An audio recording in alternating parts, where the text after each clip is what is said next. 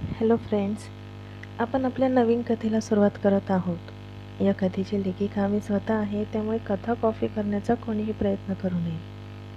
त्याग, अ silent love story, part 1. तुमचा मुलगा सिरियस कंडिशनमध्ये आहे. त्याच्या ऑपरेशनसाठी खूप खर्च लागणार आहे. तुमच्याकडे बघून वाटत नाही तुम्ही इतके पैसे भरू शकाल. I am sorry. वाईट वाटून घेऊ नका. पण जे खरं आहे मी तेच सांगत आहे. समोर बसलेला डॉक्टर तिला म्हणाला आणि तिच्या डोळ्यातून पाणी येणंच आता बंद झालं. रडून रडून अश्रूंनी तिची साथ सोडली. 4 वर्षांचा तिचा मुलगा आज मृत्यूशी झुंज देत होता आणि ती हतबल आई रडण्याशिवाय काहीच करू शकत नव्हती. तुम्ही ऑपरेशनची तयारी करा. मी कुठूनही पैसे घेऊन येते. मला फक्त उद्या सकाळपर्यंतचा वेळ द्या, ती त्या डॉक्टरला हात जोडून म्हणाली. ती पैसे भरू शकणार नाही माहीत असूनही डॉक्टरने होकारार्थी मान हलवली. डॉक्टरांना भेटून ती आपल्या मुलाकडे आली. एका बेडवर तो डोळे मिटून पडलेला होता. श्वास नावाला चालू होता. त्याच्या सगळ्या शरीराला नळ्या लावलेल्या होत्या. तोंडाला ऑक्सिजन चालू होतं. तिचा हसता खेळता हवी असा निश्चित पडलेला बघून तिच्या काळजाला असंख्य जखमा होत होत्या. काल संध्याकाळी ते गार्डनमध्ये गेले. तिथे तो तिच्यासोबत हसत होता, खेळत होता आणि अचानक जमिनीवर पडला तशी ती घाबरली. पुन्हा एकदा त्याला तोच त्रास झाला. जन्माला आला तेव्हाच डॉक्टरांनी सांगितलं की त्याच्या हृदयात छिद्र आहे. तेव्हापासून ती त्याची खूप काळजी घ्यायची, जीवापाड त्याला जपायची. एक तोच तर होता तिच्या जगण्याचं कारण, तिचा आविष्कार, तिचा मुलगा, तिचं काळीज. अवी, तू काळजी करू नको. तुझी आई तुला काहीच होऊ देणार नाही. माझा जीव देईल पण मी तुला वाचवेल. माझ्या पुष्करची निशाणी आहे तू. तुला मी काहीच होऊ देणार नाही. फक्त मला थोडा वेळ दे. मी पैसे घेऊन येते, मग तू ठीक होणार आणि आपण दोघं मिळून आपल्या घरी जाऊ. मी सगळं तुझ्या आवडीचं जेवण बनवणार. तुला खेळायला कार हवी आहे ना, ती पण घेऊन देणार. फक्त आजच्या दिवस माझी वाट बघ. मी लगेच परत येईन, पण मी येईपर्यंत तू मला सोडून जाऊ नको. तिला जोरात हुंदका फुटला तशी ती बाहेर पळत आली आणि आपलं तोंड दाबून रडायला लागली. आता तिला जास्त उशीर करून चालणार नव्हतं. तिने आपलं मन घट्ट केलं आणि ऑटो करून एका हॉटेलवर आली. तिथे ती रिसेप्शनला गेली आणि एका नावाच्या व्यक्तीला ती ओळखते असं तिने सांगितलं. तसा काही वेळात तो व्यक्ती तिच्यासमोर हजर झाला. साधिका, तू इथे? तो व्यक्ती त्या हॉटेलचा मॅनेजर होता. ती दुसऱ्या हॉटेलमध्ये काम करायची, पण एकदा दोनदा तिची आणि त्याची भेट त्या हॉटेलला झाली होती. तिची सुंदरता बघून त्याने तिला मोठ्या व्यक्तींची नावं सांगितली आणि भरपूर पैसा मिळवू शकते असं सांगितलं होतं. पण त्यावेळी तिने त्याच्या गालात मारली होती आणि आज वेळ अशी येऊन पडली की तिला त्याच्याच मदतीची गरज पडली. मंगेश, त्या दिवशी तू मला काही लोकांची नावं सांगितली होती आणि मी, तिला धड बोलता येत नव्हतं. तिचा अवतार बघून काहीतरी कारण आहे तो समजून गेला. I am sorry. त्या दिवशी मी खूप चुकीचं बोललो, पण मला वाटलं तुला पैशांची गरज आहे म्हणून मी हा मार्ग सुचवला, जो चुकीचा आहे. मी या गोष्टींसाठी कधी कोणाला जबरदस्ती केली नाही. तुझा नकार आहे हे मला तेव्हाच कळालं होतं. त्याला वाटलं ती त्याबद्दल त्याच्याशी बोलायला आली आहे. मला आज पैशांची खूप गरज आहे. माझा मुलगा हॉस्पिटलमध्ये ॲडमिट आहे. मी डॉक्टरांकडून उद्या सकाळपर्यंतचा वेळ मागून घेतला आहे आणि त्यासाठी मला भरपूर पैसे लागतात. इतके पैसे एका रात्रीत मी कुठून आणू? म्हणून मी आता स्वतःलाच विकायचं ठरवलं आहे. तुझ्याकडे एखादा कस्टमर असेलच, मी जायला तयार आहे. फक्त पैशांचं तू त्याच्याशी बोलून घे. आज अगदी निर्लज्जपणे ती बोलत होती. आपल्या मुलापुढे तिने लाज, लज्जा, शरम सगळी सोडून द्यायची ठरवली. मंगेश तिचं बोलणं ऐकून धक्काच बसला. ती आपल्या मुलासाठी हे सगळं करायला तयार झाली हे ऐकून त्याला वाईट वाटलं. मंगेश, मी तुझ्या पुढे हात जोडते. प्लीज काही करून माझ्या पैशांची सोय होईल असं काहीतरी कर. तू जिथे म्हणशील मी तिथे जायला तयार आहे. ती हात जोडून म्हणाली. तसा एक व्यक्ती त्याच्याकडे धावत आला आणि त्याच्या हातात मोबाईल दिला. हॅलो. समोरून काहीतरी बोलणं झालं आणि त्याने सादिकाकडे बघितलं. हो सर, अर्ध्या तासात तुमच्या पॅलेसवर पाठवतो, तो म्हणाला आणि कॉल कट केला. सादिका, मी जिथे सांगेल तिथे जा, तुला भरपूर पैसा मिळेल. तो व्यक्ती चांगला आहे, तुझ्यासोबत व्यवस्थित वागेल. त्याचा बोलण्याचा अर्थ तिला समजला. तशी तिने होकारार्थी मान हलवली. बरोबर अर्ध्या तासाने सादिकाला घेऊन मंगेश एका पॅलेसमध्ये आला. तो स्वतः तिला घेऊन आला होता. सादिकाने आपली साडी बदलून शॉर्ट ड्रेस घातलेला होता. असे ड्रेस तिने फक्त पुष्कर समोर घातले होते, त्यानंतर कधीच नाही. आणि आज कोण्या परक्या व्यक्तीसाठी ती शॉर्ट ड्रेस घालून आली. डोळे भरून आले, पण ही वेळ रडण्याची नव्हती. तिच्या डोळ्यासमोर आता फक्त तिचा अवयव होता. सादिका, चल. मंगेश गाडीतून खाली उतरला आणि तीही उतरली. तिचे पाय थरथर करत होते. तिने आपल्या अवीसाठी हिम्मत जोडली आणि मंगेशच्या मागे गेली. ते आत आले तर समोरच एक तगडा माणूस उभा होता. व्यवस्थित समजावून सांगितलं आहे ना? बॉसचा मूड खराब होता कामा नये, तो माणूस म्हणाला. हो हो, तुम्ही काळजी करू नका, तिला सगळं व्यवस्थित सांगितलं आहे, मंगेश म्हणाला. चला मग, तो व्यक्ती म्हणाला. तसा मंगेशने तिला जाण्याचा इशारा केला आणि तो तिथेच थांबला. सादिका त्या माणसाच्या मागे गेली. किती हिम्मत बांधली तरी तिला भीती वाटतच होती. त्या माणसाने एका रूमचा दरवाजा उघडला आणि तिला आत जायला सांगितलं. तशी ती आत गेली आणि पाठीमागे दरवाजा बंद झाला. तिने घाबरून मागे बघितलं आणि परत पुढे बघितलं तर समोरच एक चेअर होती आणि त्यावर एक व्यक्ती पाठमोरा बसलेला तिला दिसला. रेडी आहेस? त्याचा भारदस्त आवाज तिला आला.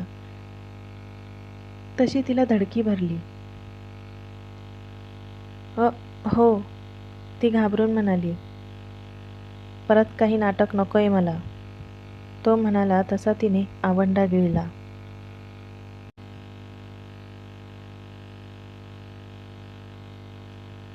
काही नाटक नाही करणार, ती म्हणाली आणि दुसऱ्या क्षणी लाईट बंद झाली आणि तो व्यक्ती उठून उभा राहिला. अंधारात तिला त्याचा चेहरा नाही, पण त्याची कसलेली बॉडी दिसली. तसे तिचे हात पाय लटलटायला लागले. तो तिच्या दिशेने आला आणि तिच्या कमरेत हात घालून तिला उचललं. सादिका एकदम घाबरून गेली. त्याने तिला बेडवर फेकलं आणि तो तिच्यावर आला. सादिकाने घट्ट डोळे मिटून घेतले. तिच्या शरीराची थरथर व्हायला सुरुवात झाली. किती नाही म्हटलं तरी ती जबरदस्त घाबरली होती. तिचे ओठ थरथर कापायला लागले आणि जेव्हा त्याने तिच्या ओठांवर आपले ओठ टेकवले, तिचे थरथरणारे ओठ त्याला जाणवले. तसा तो चिडला आणि त्याने लाईट ऑन केली. तिने त्याचा मूड जास्तच खराब केला होता. यू स्टुपिड गर्ल, तो पुढे चिडून बोलणार तेवढ्यात त्याचे शब्द त्याच्या घशात अडकले. तिला अशा अवस्थेत बघून त्याला धक्का बसला. तो पटकन तिच्यापासून बाजूला झाला. त्याला आपल्या डोळ्यांवर विश्वास बसत नव्हता. ही तीच होती, त्याच्या जिगरी मित्राची प्रेयसी, बायको आणि त्याचं पहिलं आणि शेवटचं प्रेम, सादिका. तो श्वास घ्यायचा विसरला. ते दोघं आनंदात राहावे म्हणून त्याने आपल्या प्रेमाचा त्याग केला आणि आज त्याचं तेच प्रेम एक कॉल गर्ल बनून त्याच्या बेडवर होतं. तो धक्का लागून मागे सरकला. त्याच्या हातापायातले त्राणच गेले. सादिकाने डोळे उघडले. तो अचानक बाजूला झाला म्हणजे चिडला. आता आपण काय करायचं याच टेन्शनमध्ये ती आली. तिला काही सुचत नव्हतं. ती तशीच उठून बसली. तिची नजर खालीच होती. तिने त्याला बघितलंच नाही. आय एम सॉरी, पहिलीच वेळ आहे म्हणून घाबरले होते. पण आता मी तुम्हाला नाराज नाही करणार, असं म्हणून तिने वरती मान करून त्याच्याकडे बघितलं. आणि आता तिला धक्का बसला. 6 वर्षानंतर ती त्याला बघत होती. तिचं आणि पुष्करचं लग्न त्याने सगळ्यांच्या विरोधात जाऊन लावून दिलं होतं. आणि त्यानंतर तो स्वतः असा काही गायब झाला की नंतर त्याला इतकं शोधूनही तो त्यांना सापडला नव्हता. आणि आज अशी अनपेक्षित त्यांची भेट झाली, तीही अशा स्थितीत. सादिकाला स्वतःचीच लाज वाटली. तिने खाली मान घातली आणि तोंडावर हात ठेवून रडायला लागली. तो तिच्याकडे बघत तिच्याजवळ आला आणि तिचा हात पकडून तिला जोरात ओढलं.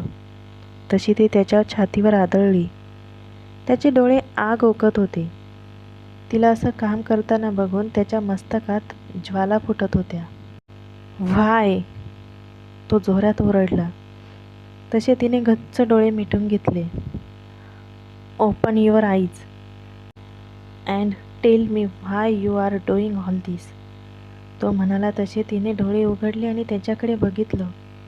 या 6 वर्षात किती बदलला होता तो. पण अजूनही त्याचे डोळे तसेच होते, ज्यात तिला स्वतःसाठी खूप काही दिसायचं. बोल सादिका, माझा जीव जात आहे, बोल, त्याने तिचे दोन्ही दंड पकडून तिला विचारलं. तसं तिने त्याच्या छातीवर आपलं डोकं ठेवलं आणि मोठमोठ्याने रडायला लागली. माझा अवी हॉस्पिटलमध्ये आहे. त्याचा जीव धोक्यात आहे. त्याला वाचवण्यासाठी पैसे हवे आहे आणि इतके पैसे माझ्याकडे नाही. म्हणून मी, तिला बोलता येत नव्हतं. त्याने तिला समोर उभं केलं. अवी कोण? त्याला अवी माहीत नव्हता. एवढ्या वर्षात काय झालं त्याला काहीच माहीत नव्हतं. माझा आणि पुष्करचा 4 वर्षांचा मुलगा. डॉक्टर बोलले त्याचे जगण्याचे चान्सेस खूप कमी आहे. ऑपरेशन करावं लागेल आणि त्याच्यासाठी खूप पैसे लागतील. पण माझ्याकडे नाही इतके पैसे, ती म्हणाली. तसं त्याला वाईट वाटलं. पुष्कर कुठे आहे आणि त्याने तुला हे सगळं करण्याची परमिशन दिलीच कशी? तो खूप चिडला होता. त्याने त्याचा जीव, त्याचं प्रेम आपल्या मित्राला दिलं आणि त्याने त्या प्रेमाला अशा ठिकाणी आणून ठेवलं. त्याचा नुसता संताप होत होता. पुष्कर, तो तर त्याच दिवशी हे जग सोडून गेला ज्या दिवशी अवी झाला, ती म्हणाली. तसं त्याच्यावर आभाळ कोसळलं. तो जागीच खाली कोसळला. अवनीश, तिने पटकन त्याला पकडलं. तो होता अवनीश राजवर्धन. त्याच्याबद्दल हळूहळू पुढे समजेलच. अवनीशच्या चेहऱ्यासमोर त्याचा हसवणारा मित्र आला. जीवाला जीव देणारा, त्याचं दुःख वाटून घेणारा. त्याचा प्राणप्रिय मित्र पुष्कर हे जग सोडून गेला यावर त्याचा विश्वास बसत नव्हता. त्याला त्याच्यासोबत घालवलेले ते क्षण झराझर डोळ्यासमोर फिरायला लागले. सादिका त्याच्याकडे बघत होती. अवनीश, तिने त्याचा हात पकडून त्याला भानावर आणलं. अवनीशने डोळे घट्ट मिटून उघडले. ही वेळ दुःख करत बसण्याची नव्हती. पुष्कर आणि सादिकाच्या मुलाला वाचवणं जास्त गरजेचं होतं. त्याच्या मित्राची शेवटची निशाणी त्याला सुरक्षित ठेवायची होती. त्याने आपलं दुःख नेहमीसारखं आपल्या हृदयाच्या एका कोपऱ्यात ठेवलं आणि उठून उभा राहिला. अवी कुठल्या हॉस्पिटलमध्ये आहे? त्याने विचारलं. त्याला पूर्ववत झालेलं बघून ती चकित झाली आणि उठली. मी बघते काय? हॉस्पिटलचं नाव, त्याने कठोर आवाजात विचारलं.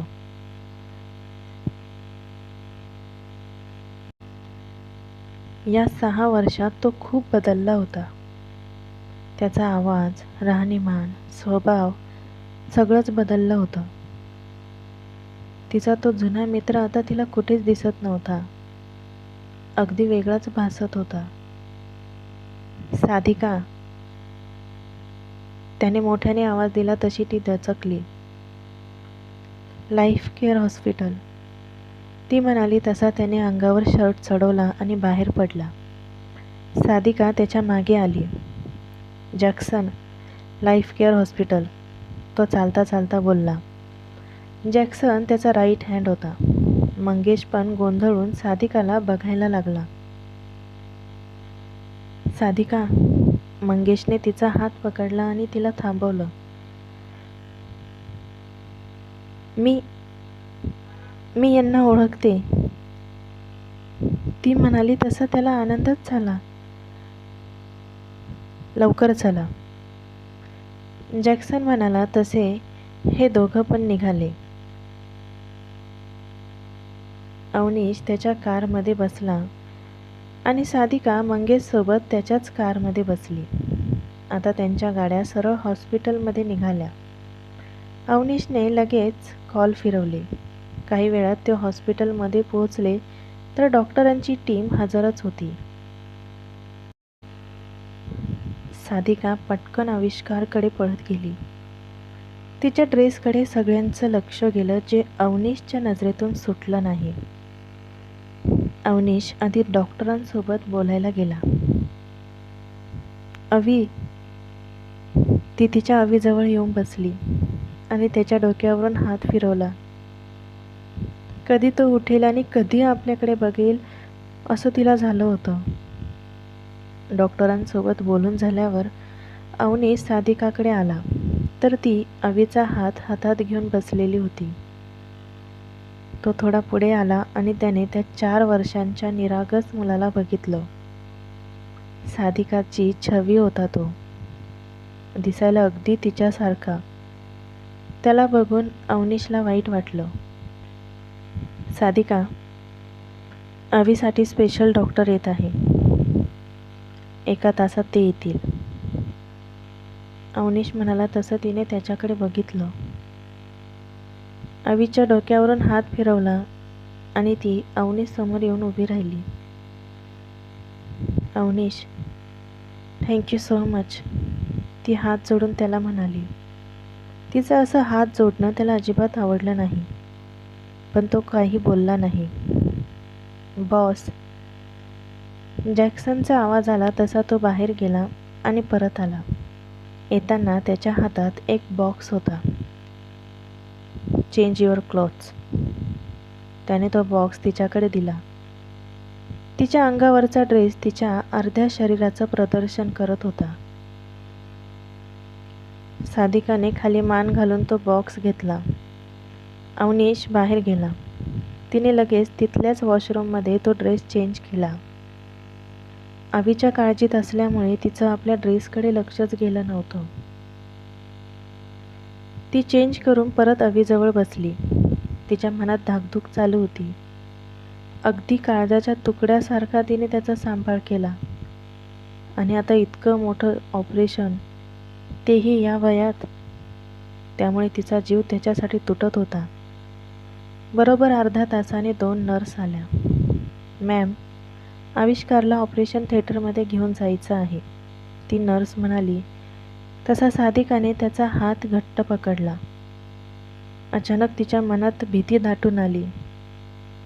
तो परत येईल का नाही या विचाराने तिचं काळीज गोठलं. मॅम, आम्हाला त्याला घेऊन जायचं आहे, ती नर्स म्हणाली. तसं तिने पुढे होऊन आपल्या लेकराला आपल्या मिठीत घेतलं. मॅम प्लीज, उशीर होत आहे, ती नर्स पुन्हा म्हणाली. तसं साधिकाने तिच्या लाडक्या अवीच्या कपाळावर ओठ टेकवले. लवकर ये, आई तुझी वाट बघत आहे. आईला एकटं सोडू नको, परत ये. तिच्या डोळ्यातून अश्रूंच्या धारा व्हायला लागल्या, पण तिने मन घट्ट केलं आणि त्याच्यापासून बाजूला झाली. या नवीन कथेचा हा पहिला भाग तुम्हाला कसा वाटला ते कमेंटमध्ये सांगायला विसरू नका.